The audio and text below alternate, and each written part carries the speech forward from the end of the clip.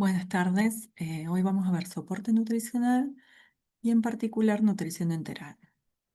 El soporte nutricional son vías alternativas para proveer nutrientes o para administrar agentes terapéuticos y así mantener o mejorar el estado nutricional.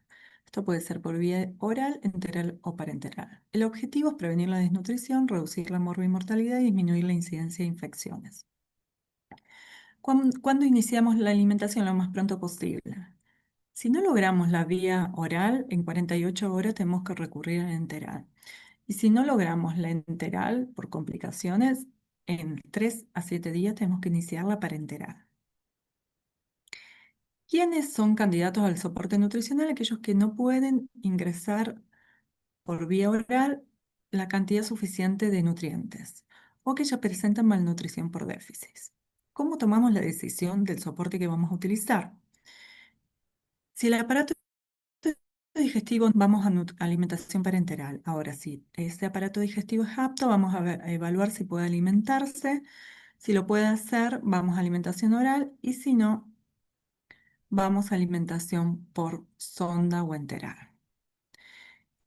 Primero podemos hacer un soporte oral o intentar soporte oral si es posible, que incluya asesoría dietética, suplementos y modificaciones en la dieta. Por ejemplo, podemos aumentar el valor nutricional de los alimentos a través de modificaciones en la dieta, como enriquecer la leche del desayuno con leche desnatada, añadir clara de huevo cocida y picada a sopas, emplear aceite de oliva en sopas y cremas, frutos secos picados, o sea, pequeñas modificaciones que aumenten el valor calórico de la dieta o aporten, por ejemplo, proteínas. Después tenemos alimentación básica adaptada, que reemplazamos ciertas comidas o todas, pero bueno, es caro.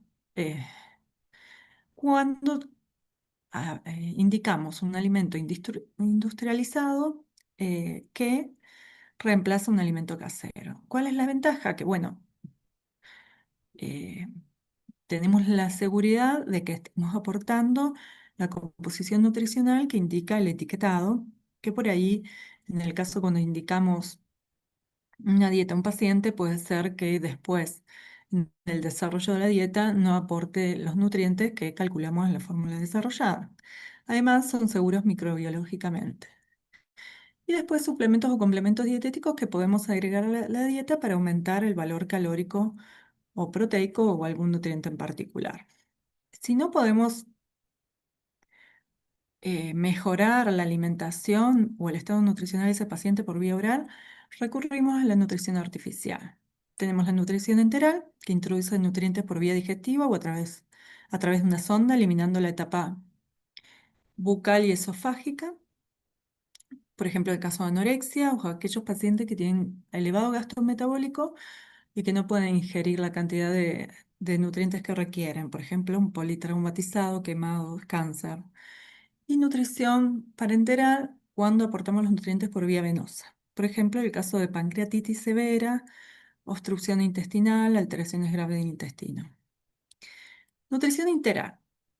Primero, evaluamos las ventajas frente a la nutrición parenteral. Es más fisiológica, es menos costosa. ¿Por qué es más fisiológica? Porque mantiene la utilidad de la mucosa intestinal, presenta menos riesgo de infección y no requiere acceso venoso que tiene complicaciones.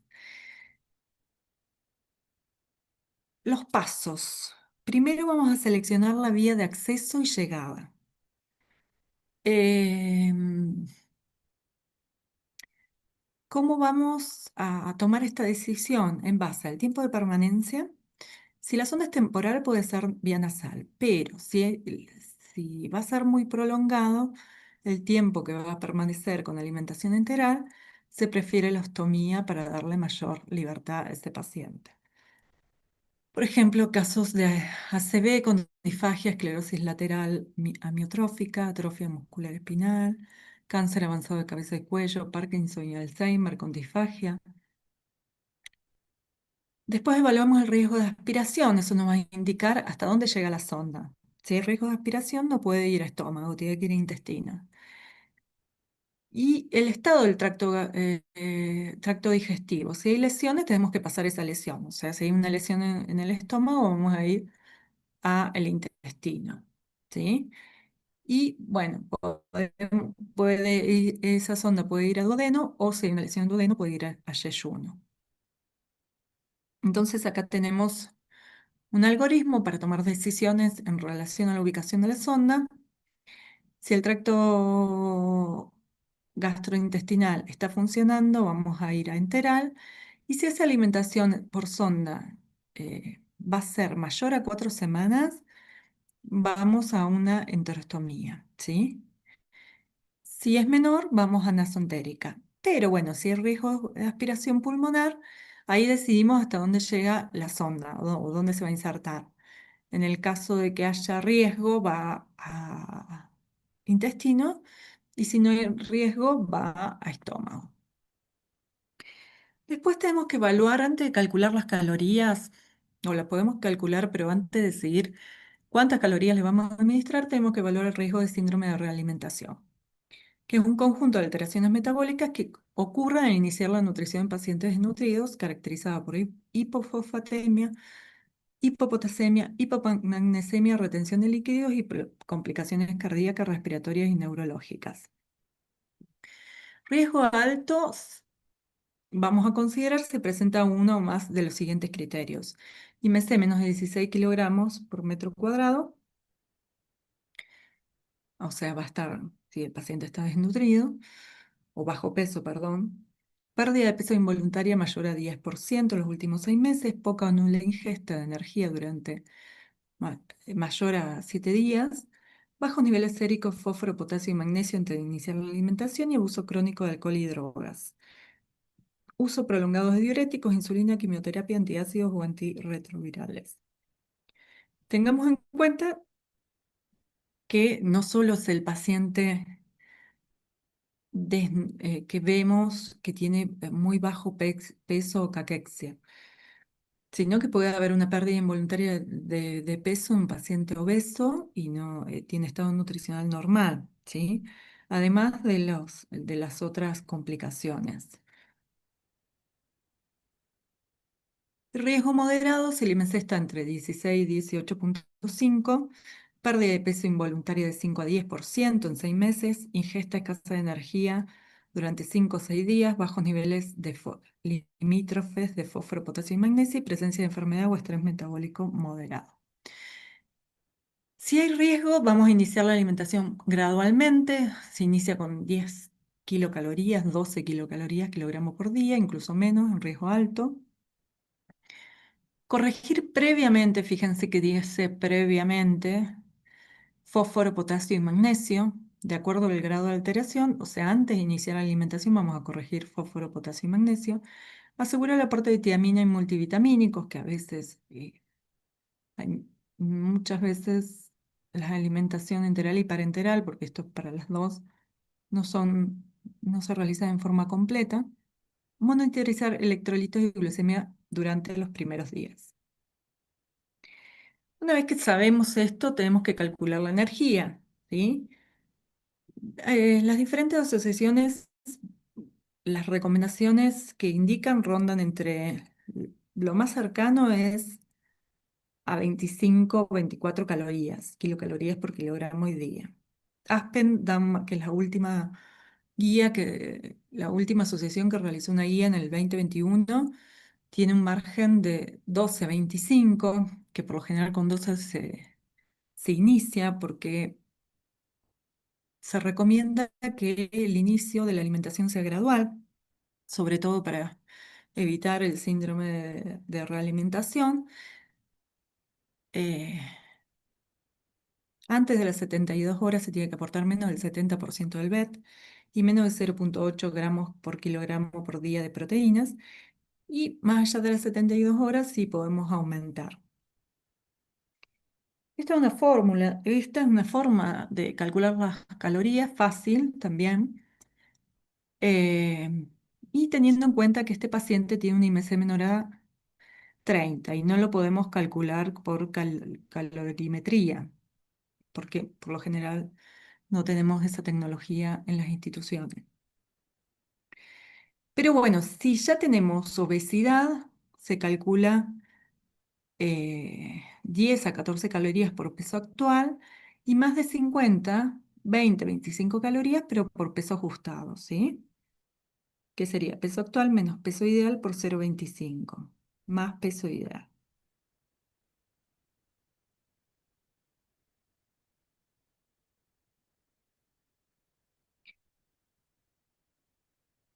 La Sociedad Española de Nutrición Clínica y Metabolismo establece recomendaciones energéticas diferentes según la fase clínica.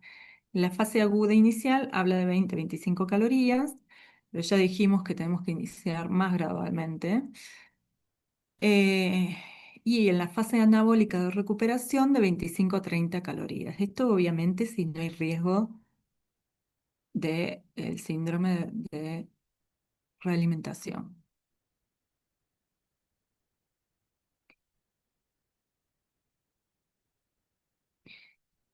En el caso de Aspen, recomienda un aporte calórico reducido durante los primeros días de 12 a 25, que ya lo habíamos visto, durante los 7 a 10 días. O sea que su recomendación es mucho más gradual. Y estas son las guías argentinas o las recomendaciones de la Sociedad Argentina de Nutrición Enteral y Parenteral, en donde habla de soporte metabólico para el paciente severamente injuriado, crítico, con inflamación severa, hipercatabólico o hipermetabólico. Recomienda 20-25 calorías y las proteínas de 1,3 a 2. Para el mantenimiento nutricional, el paciente sin alteración metabólica significativa que mantiene un peso estable, el objetivo es mantener balance calórico proteico neutro de 25 a 30, o sea, un poquito, podemos llegar a 30 kilocalorías, pero menor cantidad de proteínas, de 1 a 1,2. Represión nutricional, paciente con desnutrición y o sarcopenia, donde el objetivo es mejorar el estado nutricional, 35 a 40 kilocalorías, mucho mayor el aporte calórico, y 1,5 a 2 gramos, también alto el aporte de proteínas. O sea, esto depende del objetivo nutricional, el aporte de calorías y proteínas, pero recordemos que para llegar este aporte tiene que ser gradual y sobre todo si tenemos riesgo de síndrome de realimentación.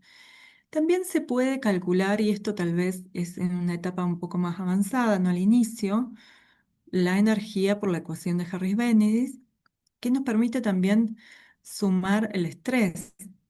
Entonces tenemos una ecuación, la más antigua para hombres y para mujeres, que ya la conocen, y las fórmulas revisadas, y podemos sumar el factor de estrés con multiplicadores para cada, por ejemplo, cirugía menor, mayor, infección leve, fractura, las quemaduras, que el factor multiplicador es muy alto, por eso podemos hacer un cálculo para este caso de pacientes con estrés grave.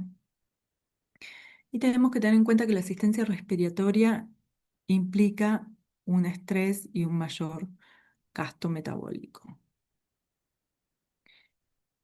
Bueno, como estamos hablando de calorías, mencionarles que las fórmulas, vamos a tener diferentes fórmulas, que bueno, no solo tiene que ver con el aporte calórico en la selección, ya lo vamos a ver, también puede ser que necesitamos menor volumen y mayor densidad energética. Pero tenemos hipocalórica en menos de 1 caloría por mililitro, normocalóricos o isocalóricos de 1 caloría por mililitro, hipercalóricas más de 1,5 calorías por mililitro.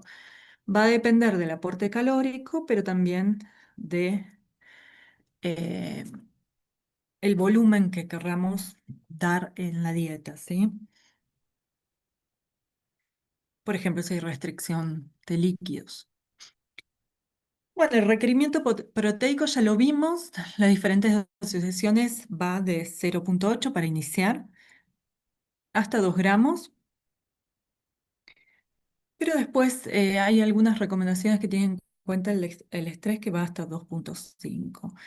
Y en el caso de la corrección por IMC, plantea que de IMC de 30 a 40 habla de 2 gramos y más de 40 hasta 2,5 gramos, pero por peso ideal. También lo ideal, si queremos ajustar, saber si cubrimos el mínimo de proteínas que pierde el paciente, podemos calcular a través del nitrógeno ureico urinario, hacer un cálculo, le sumamos 4 y las proteínas eh, por día que estaría perdiendo este paciente o necesitando este paciente como mínimo, sería el nitrógeno ureico urinario más 4 por 6,25. Y así calculamos el mínimo de proteínas que le tenemos que aportar. Además, se puede calcular ay, no la relación de nitrógeno proteico, de calorías en relación a los gramos de nitrógeno. Para eso tenemos que saber las calorías totales del plan, los gramos de proteínas, y vamos a multiplicar los gramos de proteínas por 4. Vamos a sacar el nitrógeno dividiendo 6,25, que es la cantidad de nitrógeno que tienen las proteínas, y las calorías. Una vez que tenemos las, las calorías totales y calorías proteicas, calculamos las calorías no proteicas y vamos a relacionar las calorías no proteicas dividido el nitrógeno, ¿sí? Resultando las calorías por gramo de nitrógeno. Entonces, por ejemplo, tenemos 2100 calorías por día y 90 gramos de proteína por día. Las calorías proteicas van a ser 90 por 4, 360. El nitrógeno, 90 dividido 6,25 son 14,4 gramos de nitrógeno. Entonces restamos 2100 menos 360, tenemos las calorías no proteicas, que son 1740 calorías. Dividido 14,4, que son los gramos de nitrógeno, me da 120 calorías por gramo de nitrógeno. ¿Sí? Y en base a eso, vemos que es adecuada esa relación para un tipo de estrés moderado, o sea, un aporte equilibrado de calorías no proteicas para mantener funciones metabólicas. En un tipo de estrés severo crítico tenemos que tener una relación calorías por gramo de nitrógeno de 140 a 160, mayor requerimiento de energía no proteica debido al catabolismo y respuesta inflamatoria. Y si el estrés es leve, de 70 a 100, necesidad de energía no proteica bajas. Protege la proteína corporal. En cuanto a la selección de la fórmula en relación al aporte de proteínas, tenemos proteína polimérica, oligomérica y elemental. O sea, la polimérica es la dieta casera, es polimérica, y también tenemos fórmulas poliméricas, proteínas intactas o péptidos grandes.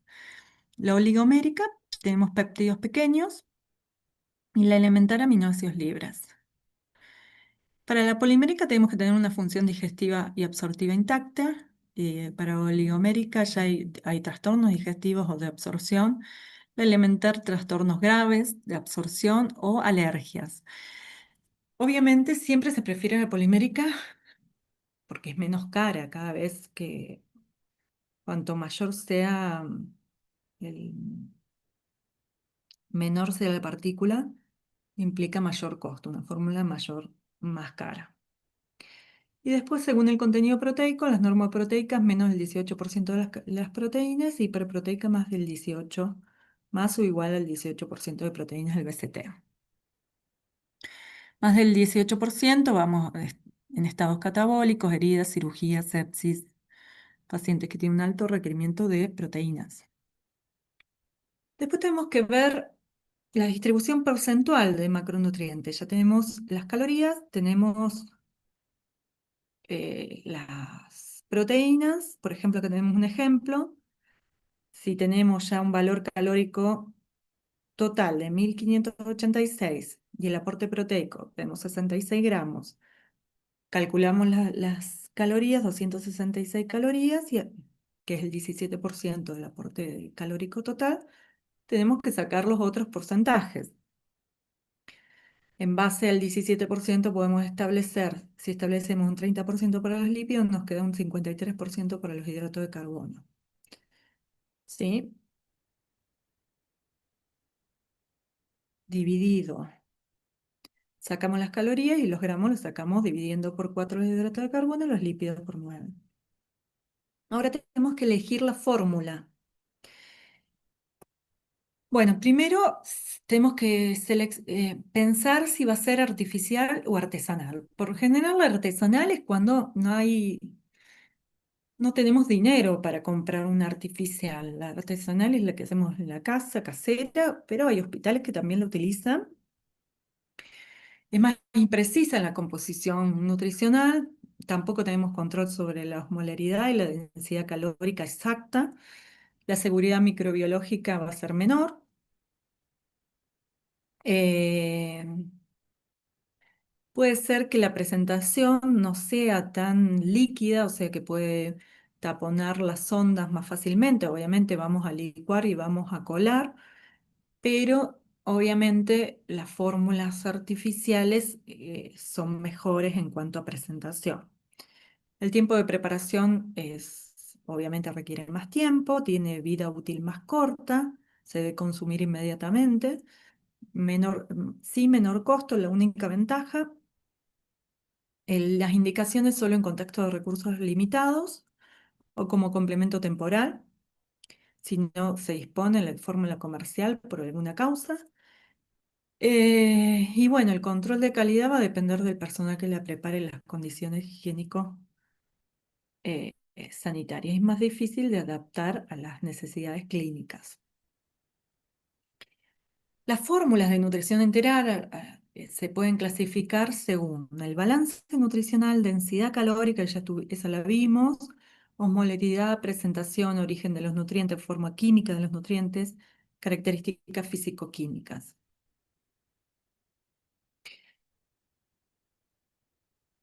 Primero nos tenemos que preguntar para tomar una decisión en cuanto a la fórmula que vamos a utilizar, cómo está la capacidad gástrica y digestiva absortiva del paciente.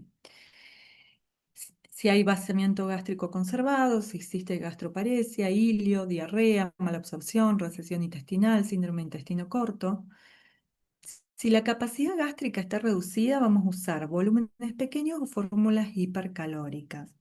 Y si hay mala absorción, fórmulas oligoméricas o semialimentales. Ahí ya no están, vamos teniendo una pauta de la elección de las fórmulas. Si nosotros elegimos, porque tenemos afecciones a nivel gástrico y elegimos la nutrición enteral yeyunal, vamos a tener que elegir una fórmula que tenga criterios específicos, porque el yeyuno tiene menor capacidad de digestión que el estómago, no recibe jugos gástricos ni hay un control de vaciamiento, y requiere fórmulas que se absorban fácilmente para evitar diarrea osmótica y distensión. Entonces, si la sonda va a ayuno, voy a preferir fórmulas oligoméricas o monoméricas. Oligomérica péptido, monomérica aminoácido, ¿sí? Que favorecen la absorción rápida sin necesidad de digestión gástrica completa. La osmolaridad, si se puede, isotónica o hipertónica, que reduce el riesgo de diarrea osmótica. Densidad calórica alta, que permite alcanzar requerimientos sin sobrecargar más la osmolaridad. Grasas, preferir triglicérido de cadena media, absorción independiente de las sales biliares y lipasas. La fibra baja o sin fibra insoluble, por lo menos. Fibra soluble sí podemos dar, de hecho, por lo general se recomienda que todas las fórmulas tengan fibra, salvo casos muy graves, situaciones especiales. Pero además, eh, si eliminamos la fibra, vamos a tener menos obstrucciones de sonda y si hay diarrea, la fibra soluble está recomendada. Y la velocidad de infusión continua y controlada con bomba. El yeyuno no tolera bolos y esto reduce el pico osmótico, ¿sí? Dijimos que había eh, que tenemos que controlar la osmolaridad, sobre todo si vamos en una sonda a yeyuno.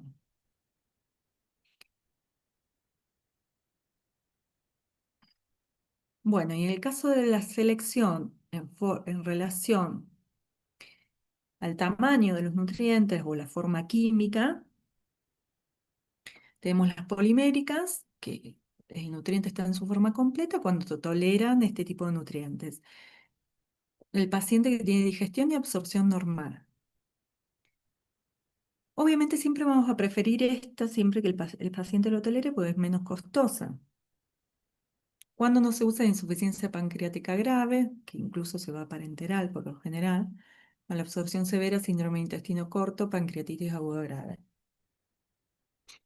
La oligomérica, malabsorción moderada, insuficiencia pancreática parcial, postcirugía gastrointestinal, paciente con intolerancia a fórmula polimérica. Y elemental, ya la malabsorción tiene que ser muy grave, enfermedad inflamatoria intestinal activa, intestino corto y bueno, es muy en alergias alimentarias múltiples. Entonces, el algoritmo para tomar la decisión, tenemos un tubo digestivo funcionante, si la respuesta es sí, vamos a alimentación enterada. Evaluamos capacidad digesto-absortiva alterada, fórmula semialimentar.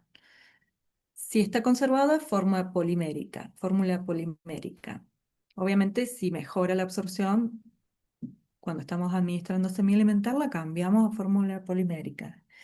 Después evaluamos si tiene diarrea, constipación con fibras, ¿sí? Obviamente va a cambiar el tipo de fibra. Fibra soluble para diarrea y en el caso de constipación puede llegar a ser fibra insoluble.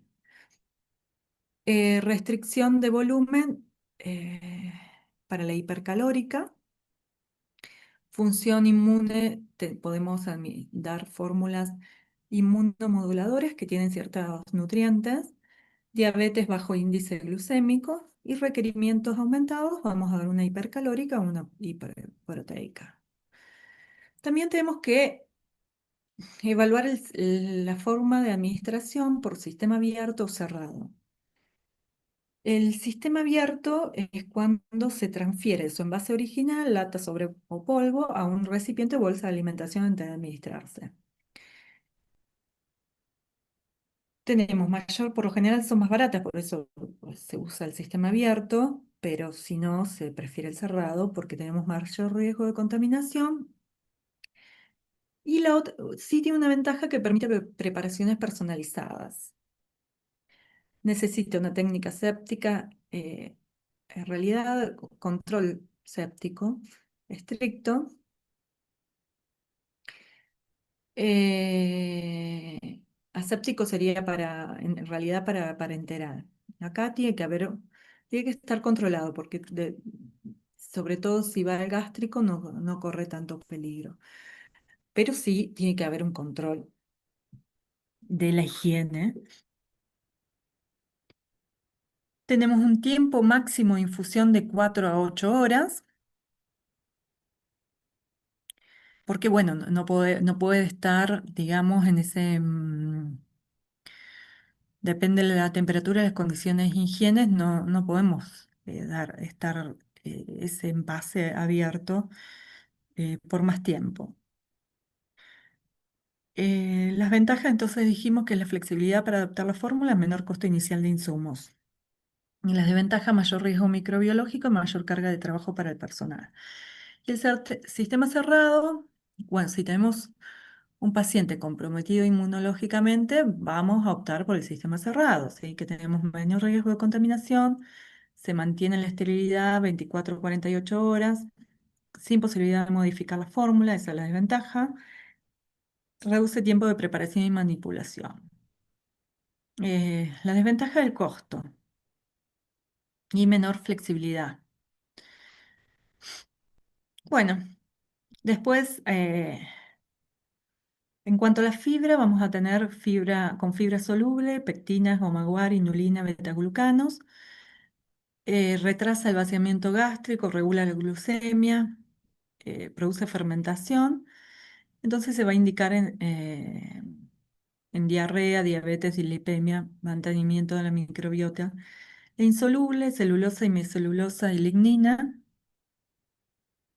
Aumenta el volumen fecal y estimula el tránsito, lo vamos a indicar en estreñimiento, prevención de impactación fecal. Mixta, eh, que tiene un beneficio intestinal integral y metabólico, pacientes crónicos estables, prevención de complicaciones intestinales. Sin fibra, reduce volumen y residuos fecales. Si hay obstrucción intestinal parcial, preparación prequirúrgica, ilio, diarrea osmótica severa, brote agudo de enfermedad inflamatoria intestinal. Y fibra modificada, parcialmente hidrolizada, mejor tolerancia a intestino sensible, enfermedad inflamatoria intestinal en remisión parcial, intestino irritable, ancianos frágiles. Bueno, eliminación de ciertos componentes que por lo general las fórmulas no lo incorporan. eh, por lo general, ya de por sí, a la mayoría de las fórmulas se elimina la lactosa y el gluten, ¿sí? Para que sean tolerados por aquellos pacientes intolerantes a la lactosa y celíacos.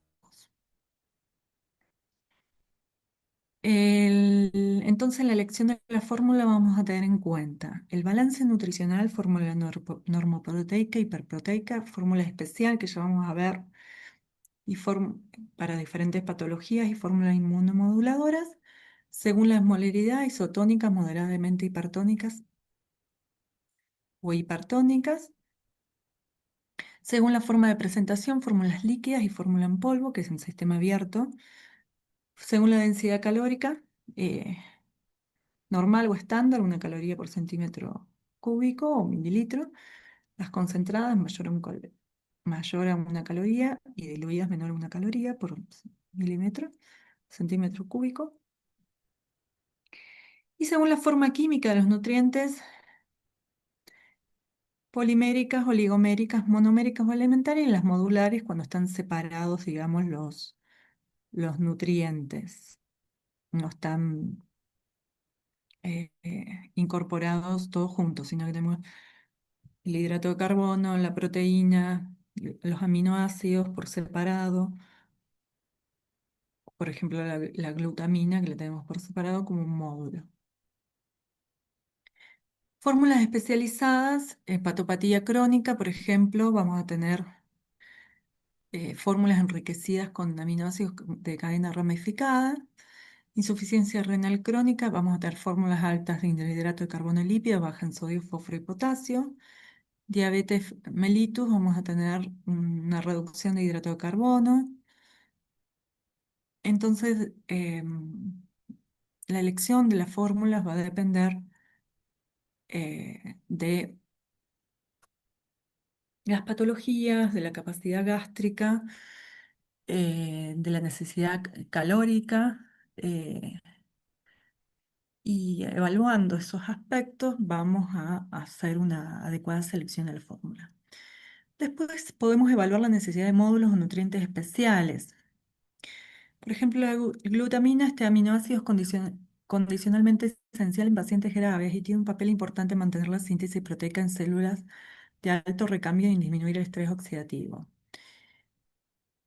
Entonces, recomendable su administración. Por lo general se administra como dipéptido, alanina y glutamina en dosis de 0,3 a 0,6 gramos por kilogramo de peso en pacientes graves. Por lo general se administra en pacientes con tratamiento con quimio, radioterapia, mucositis, trauma, quemados y cirugía, enfermedades intestinales. ¿Por qué? ¿Cuáles son las funciones? Es el combustible preferido del enterocito, mantiene la función de la barrera, mejora la altura vellositaria, regenera la mucosa, mejora la celularidad de las mucosas, reduce la gravedad de la lesión de la mucosa intestinal, estimula la proliferación y función de los linfocitos, regula el metabolismo nitrogenado, mejora la supervivencia. Esto se ha probado en su uso en parenteral, en dosis mayores a 0,2 gramos. Y no se describen daños por su utilización. Esto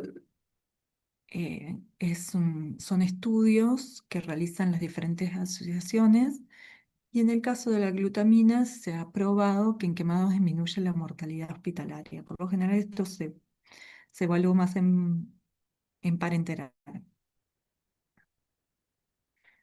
ESPEN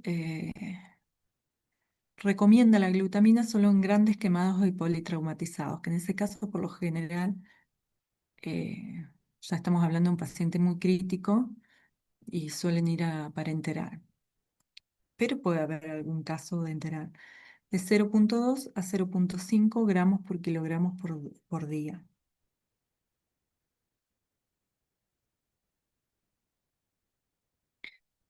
La arginina es un aminoácido derivado de la citrulina y ornitina, sintetizado principalmente en hígado. Su papel terapéutico ejerce una acción fibroblástica por incrementar los valores del factor de crecimiento, que es uno de los principales mediadores de las acciones de la hormona de crecimiento. Es uno de los aminoácidos básicos también en un producto del ciclo de la urea.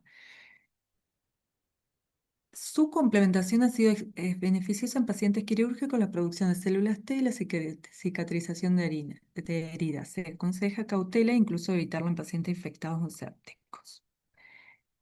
Entonces, la función es que promueve la síntesis de colágeno, precursor en la síntesis de ácidos nucleicos, disminuye el catabolismo proteico, secreción de insulina y hormona de crecimiento, así como otros factores. Promueve promueve la cicatrización, aumenta la respuesta inmunitaria, aumenta el número de linfocitos, menor pérdida de peso post lesión, o sea, mejora el estado nutricional, conserva el estado nutricional, menor incidencia de sepsis, pero bueno, ya vimos que no es recomendado justamente en pacientes sépticos. Incrementa la albúmina y la síntesis proteica en hígado durante la sepsis necesaria para asegurar la integridad de las mucosas. No ha demostrado mejoría de la mortalidad. Sí, esto que dijimos que vemos acá,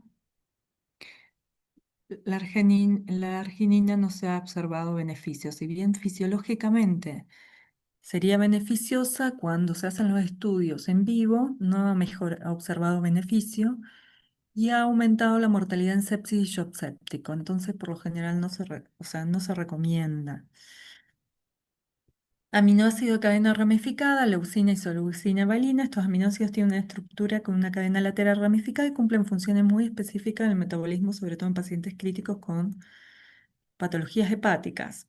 Por ejemplo, en soporte en encefalopatía hepática, el exceso de aminoácidos aromáticos puede agravar la encefalopatía. Por eso se administran fórmulas enterales enriquecidas con aminoácidos ramificados que ayudan a mejorar el balance de aminoácidos y reducir los síntomas. Bueno, en relación a prebióticos y probióticos, obviamente ya conocemos la función de la microbiota y el agregado en fórmulas de prebióticos, probióticos y simbióticos, que es cuando se combinan, em, va a mejorar obviamente la regularidad intestinal, tolerancia digestiva y salud de la mucosa intestinal, se pueden prevenir diarreas, se mantiene la microbiota, también mejora el sistema inmunitario porque depende también de que tengamos una microbiota sana. eh, entonces es beneficiosa, se ha probado el beneficio en general, digamos, para mejorar la salud intestinal. También se ha visto que es beneficioso un trasplante hepático para pancreatitis aguda grave y pacientes en cuidados intensivos médicos y quirúrgicos. Y el omega 3, bueno, ya saben los beneficios del omega 3, principalmente el docosahexaenoico, son capaces de regular la placa ateromatosa, acción antiinflamatoria y estimular el sistema inmunológico. Y después tenemos algunos nutrimentos que pueden restaurar la respuesta inflamatoria. Vamos a encontrar fórmulas que mejoran la respuesta a la inmunidad y pueden tener alguno de estos nutrientes como nucleótidos dietéticos, arginina, que ya lo vimos, y ácidos grasos omega 3, especialmente el docosahexaenoico. Acá tenemos el caso de los inmunonutrientes. ESPEN nos recomienda el omega 3 como administrarlo como de rutina. Glutamina ya vimos que también se considera como un inmunonutriente solo en grandes quemados y politraumatizados. En el caso de Aspen lo recomienda durante el perioperatorio también. Y arginina plantean que no se ha observado beneficios. Y el omega 3 tampoco han encontrado grandes beneficios en los estudios, pero en realidad plantean estudios de síndrome de realimentación.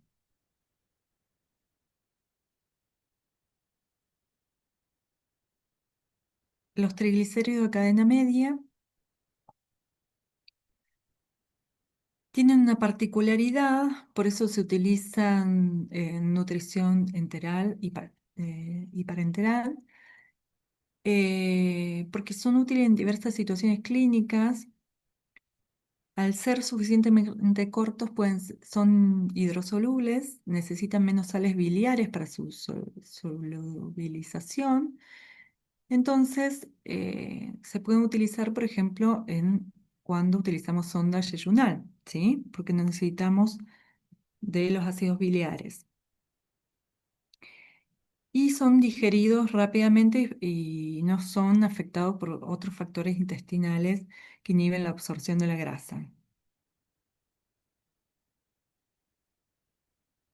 Después vamos a encontrar módulos proteicos y tenemos que tener en cuenta en fórmulas que mejoren el sistema inmunitario o que intenten mejorar la inmunidad del paciente, aquellas vitaminas que tienen funciones inmunomoduladoras como la E, la A, la C, betacaroteno, vitamina D, vitamina B12, y vitaminas del complejo B,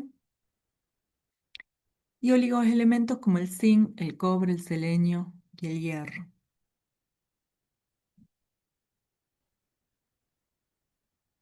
Después tenemos que, una vez que ya determinamos el valor calórico, proteico, hidrato de carbono, grasas y la composición en micronutrientes, vamos a determinar la cantidad de líquido. El régimen de hídricos de 1 a 1,5 mililitros por calorías aportadas. Eh, de 18 a 30 años tenemos 40 mililitros por kilogramo, de 30 a 55, 35 mililitros por kilogramo y más de 65, 25 mililitros por kilogramo. Hay factores que afectan el requerimiento hídrico, por ejemplo, fiebre aumenta el 12,5 por cada centímetro, por cada grado de arriba de lo normal. Hiperventilación 10 a 25%, hipertiroidismo 10 a 60%. Pérdida de líquidos renales y o gástricos extraordinarios. Hay que realizar los reajustes según las pérdidas en 24 horas. Bueno, y después tenemos que determinar el método de administración. En bolo, que por jeringa, que la elegimos sobre todo cuando tenemos pacientes estables, conscientes, con buen vaciamiento gástrico y no tenemos recursos, o sea, no tenemos la bomba. Si no, se trata de evitar este tipo de administración. Se administran volúmenes de 200 a 400 mililitros varias veces al día directamente con jeringa o gravedad. Tenemos mayor riesgo de aspiración, puede causar distensión, diarrea, no siempre tolerado en pacientes críticos. Intermitente por gravedad, se administra el volumen en 20 a 60 minutos usando equipo de goteo. Menor riesgo de intolerancia que el bolo, requiere tiempo de supervisión, posible riesgo de aspiración, pacientes con recuperación, tolerancia parcial a grandes volúmenes. El goteo continuo, que tenemos que tener una bomba. Administración lenta y constante durante 16 a 24 horas. Mejor tolerancia, menor riesgo de diarrea, residuo gástrico alto. sea, menor riesgo de residuo gástrico alto, control preciso del aporte, requiere bomba y electricidad, limita la movilidad del paciente. Lo vamos a indicar en pacientes críticos y también con mala tolerancia digestiva o alto riesgo de aspiración. Y cíclica y nocturna cuando ya le queremos, el paciente no es tan crítico y tiene movilidad diurna. Entonces, infusión continua en un periodo específico, 8 o 12 horas. Permite movilidad diurna, útil para transición a vía oral, mejor control glucémico que el continuo, menor control glucémico, perdón, y requiere buen vaciamiento gástrico. Es decir, que este lo vamos a utilizar cuando ya el paciente esté más estable, o que requieren soporte parcial. Acá tenemos un ejemplo por goteo o bomba. Bueno, la preparación tenemos que tener cuidado con la higiene en las manos y el campo de trabajo. Lavar los contenedores, se puede usar agua potable para realizar las diluciones. Si la fórmula se cambia de envase, se recomienda utilizar sistema cerrado o transferir la fórmula a la bolsa o contenedor con la técnica de no tocar, o sea, no tocar con las manos la- los envases donde se va a insertar la fórmula, la parte de adentro, obviamente. Y los packs cerrados, la conservación, los packs cerrados se pueden almacenar a temperatura ambiente, pero aquellos que son por sistema abierto, los tenemos que refrigerar. Cuando la vamos a administrar, volvemos a temperatura ambiente y agitamos antes de la administración. Finalmente tenemos que realizar un monitoreo del estado general, buscar síntomas que sugieran sobrecarga de líquidos, hiperglucemia, descontrol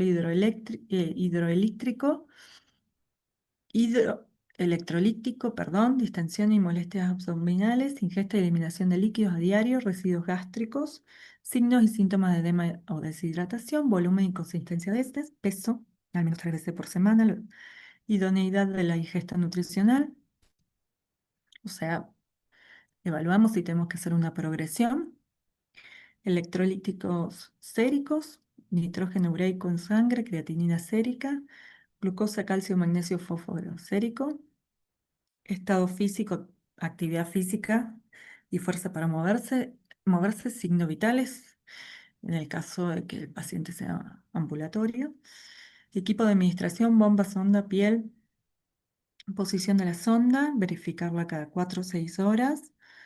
Eso se realiza con la medición del pH para saber si está en estómago o en intestino. Y residuos gástricos, verificarlos cada 4 horas, deben ser menores a 100-150 mililitros. Las complicaciones asociadas tenemos diarrea, que se considera cuando tenemos 3 o más evacuaciones intestinales líquidas o semilíquidas. La constipación cuando tenemos menos de 3 evacuaciones por semana. Y, bueno, los vómitos, considerar retardo en el vaciamiento gástrico, evaluar cambio de fórmula, evitar hipercalóricas y evaluar la posición de la cama. En el caso de diarrea y constipación tenemos que evaluar medicación, la fibra, la hidratación.